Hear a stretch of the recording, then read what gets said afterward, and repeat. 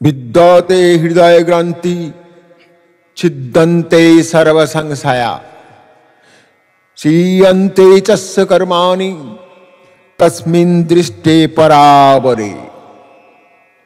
मंडक उपनिषद। অসীম এবং সসীমের দর্শন লাভ করলে হৃদয়ের সকল গ্রান্থি ছিন্ন হয়। তাঁরই হৃদয় গ্রান্থি ছিন্ন হয়, তাঁরই সকল সংশয় চলে যায়। তিনি কর্মফল থেকে মুক্ত হন, যিনি কার্য কারণ রূপী পরমাত্মাকে দর্শন করেন। মানুষ মনের উচ্চতম অবস্থায় গিয়ে কাজ করতে পারে। মন জ্ঞানের অতীত অবস্থায় যেতে পারে। অজ্ঞান ভূমিতে কাজগুলি যেমন জ্ঞানের নিম্ন ভূমিতে ঘটে, ঠিক তেমন আরেক রকম কাজ জ্ঞানাতীত ভূমি থেকে হয়। এখানে কোন রকম অহং ভাব থাকে না। এই অহং বুদ্ধি কেবলমাত্র মধ্যস্তরেই থাকে। ঘুম থেকে মানুষ যখন জেগে ওঠে তখন সে যে মানুষ ছিল সেই মানুষই থাকে। ঘুমাতে যাবার আগে যতখানি জ্ঞান ছিল, ঘুম ভাঙার পর ঠিক ততখানি জ্ঞানই থাকে। ও আর কিছুমাত্র বৃদ্ধি হয় না। কিন্তু মানুষ যখন সমাধিস্থ হন, মূর্খও যদি সমাধিস্থ হন, সমাধি ভঙ্গের পর সে এক মহাজ্ঞানী হয়ে উঠে আসে। এই বিভিন্নতা লক্ষ্য করো। মানুষ যখন ঘুম থেকে উঠল তখন মানুষ যে অবস্থায় ঘুমাতে গিয়েছিল ঠিক সেই অবস্থাতেই ফিরে এলো। আর এক অবস্থা থেকে মানুষ জ্ঞানী হয়ে ফুলল। এক সাধু মহাপুরুষে পরিণত হল। তার স্বভাব সম্পূর্ণরূপে পরিবর্তিত হয়ে গেল। জ্ঞান লোকে উদ্ভাসিত হয়ে তিনি নবদ্বারে প্রবেশ করলেন। প্রতাপশালী রাজা রজগুণে ভরপুর। একবার বললেন, আমাকে কেউ ঈশ্বর দর্শন করিয়ে দিতে পারো? যে পারবে আমি তাকে আমার রাজত্বের একটা অংশ দান করব। আর যে ঈশ্বর দর্শন করাতে আসবে সে যদি না পারে তাকে হাজতবাস করতে হবে। এই শর্তে কিছু লোভী পুরোহিত, সাধু, সাধক, তান্ত্রিক এলো আর হাজতে ঢুকলো। কেউ কিন্তু রাজাকে ঈশ্বর দর্শন করাতে পারল না। রাজ্যে সবখানে এই খবর আলোচনা হচ্ছে, কিন্তু কিছু লোক এই সুযোগ হাতছাড়া করতে নারাজ। রাজ্যের অংশ মানে বিরাট ব্যাপার। তারা উপযুক্ত লোকের সন্ধান করতে লাগলো। এক প্রান্ত গ্রামের যোগী রাজি হলেন, রাজাকে ঈশ্বর দর্শন করাবেন। তার শর্ত হলো বিনিময়ে তিনি কিছুই নেবেন না। তারা ভাবলো আরো ভালো।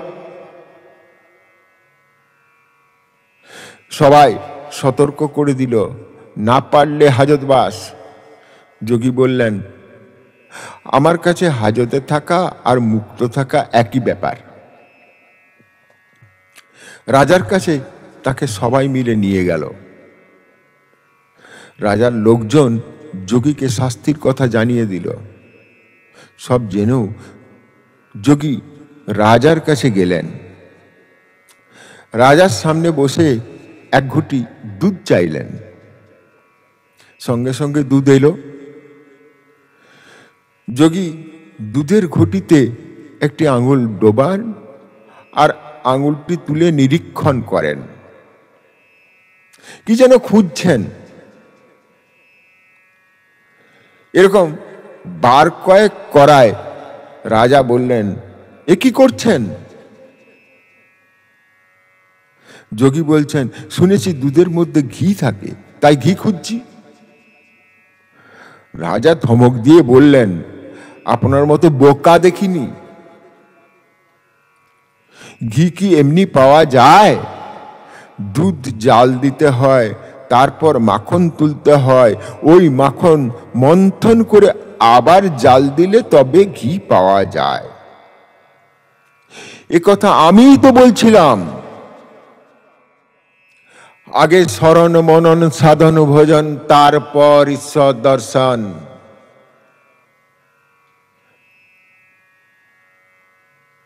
তাড়াহুড়ো করে কিছুই লাভ হয় না। রাজার জ্ঞানোদয় হলো, মনে বৈরাগ্য এলো এবং রাজা ওই যোগীর পথকে পাথেয় করে নিজেকে মুক্তির পথে নিয়োজিত করলেন। রাজর্ষি জনক সন্ন্যাসী শিষ্যদের সঙ্গে একাসনে বসে গুরুদেবের কাছে বেদান্ত পাঠ শুনেন। এটি কিন্তু সন্ন্যাসী শিষ্যদের মনোভূত নয়, কারণ জনক সংসারী। সন্ন্যাসী শিষ্যদের এই অমূলক অভিমান নাশের উদ্দেশ্যে গুরুদেব একবার এক মায়াময় অগ্নি কাণ্ডর সৃষ্টি করলেন। একদিন যখন আশ্রমে বেদান্ত পাঠ চলছে, হঠাৎ তখন খবর এলো মিথিলা নগরীর কোষাগারে আগুন লেগেছে। কিছুক্ষণ পর আবার খবর, মিথিলা পুড়ে ছাই হয়ে গেল এবং শেষে আশ্রমবাসীরা দেখেন আগুনের ভয়াবহ লেলিহান শিখা আশ্রমের দিকে ছুটে আসছে। তখন সন্ন্যাসীরা ভীত সন্ত্রস্ত হয়ে বেদান্তর শ্রবণ ছেড়ে নিজ নিজ কৌপিন ও বস্ত্রাদি সামলাতে ছুটে গেলেন। রাজর্ষি জনক কিন্তু বেদান্ত শ্রবণের আসন ছেড়ে উঠলেন না। তিনি যে উদ্বিগ্ন তাও বোঝা গেল না।